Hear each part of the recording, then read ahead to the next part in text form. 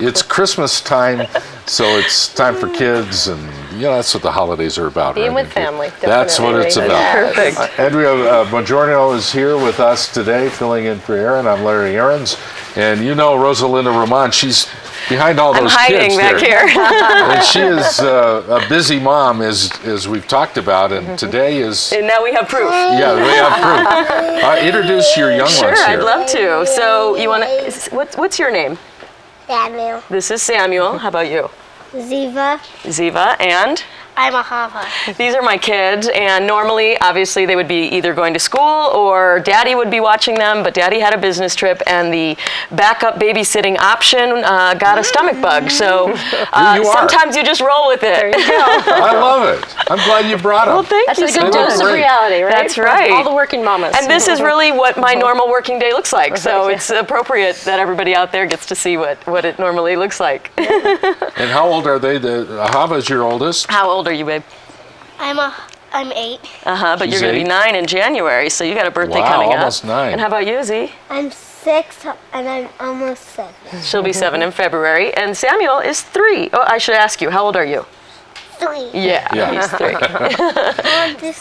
That TV is weird. It's a big TV. That's you. Yeah, it is a big TV. Yeah, but it does the opposite. If I go So, like Andrea, that, it goes that way. Rosa Linda does a show called NewMexicast, and she shoots it, edits it, Does it all. Right? hosts it, directs herself. Yeah, pretty much. And the kids when they're around. Yeah, Go. and it's Okay, really you're a gonna fun go? show. It's Someone about over your there will family take you. experiences. It's about people that you encounter around the state. Yeah, and it's a one-woman band situation, but you meet interesting people along the way, and you never know who has an interesting story. So I turn those into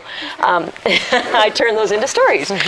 This episode and next week's actually go together. Right. It's a 4-part series. It started as a 4-part series back when it was a video podcast on the web, and I put it together as 2 episodes for NewMexicast here on UABQ. And it's actually a little bit more serious than I usually do. Normally, a lot of light stories that I can do with my kids. This is actually a 4-part series about a Holocaust survivor, and when I interviewed her, she was 85 years old. Wow. She's actually 90 now and still going strong. But it's an incredible story of how she and her family made it through the Holocaust. Not all of them survived, obviously. But what brought me to the story was my mother-in-law was good friends with this family, and the husband, her son, Stephen Falk, who I think you're about to see. Yeah, so this is Stephen Falk, and behind him is Gabrielle Falk.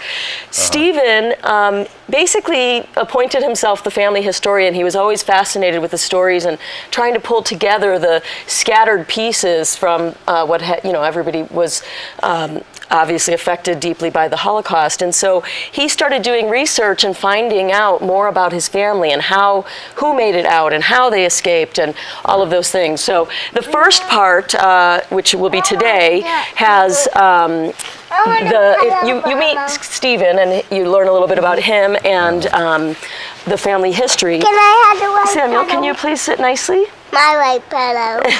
And you learn about the family history, and then the second part, which of course is today as well, because it's 2 stories in one, you'll get to know Gabrielle and how she got out of Germany alive during the Holocaust. And then next week, and it actually works out well because you guys will be on hiatus, so I thought maybe I could talk about that.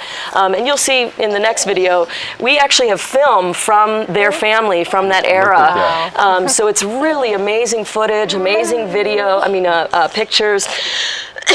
Look at the ominous swastika there in the video. Look at that. I guess that was filmed back then, huh? That's amazing. And so in this one, you'll meet other family members. Excuse me. And next week, again, parts 3 and 4 will conclude and pull it all together. So it's a little bit more serious of a story, but it's a really, I'm really grateful that I got the chance to tell it. Do you find it difficult? Obviously, and especially with the connection with the family background. Is it hard for you to sort of report on things like that?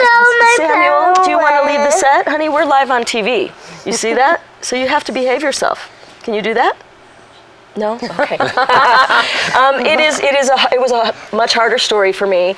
I did a lot of crying, which I don't usually do with my stories. Usually they're fun and I laugh, and especially because this story was prompted by my mother-in-law. She was the one that encouraged me to do the story, and she's no longer with us. And I actually regret never sitting down with her and telling her story. So. Yeah. You know, that's life, and I'm just grateful that I was able to document Gabrielle's story and share that with everybody. And you know, there's always the positives.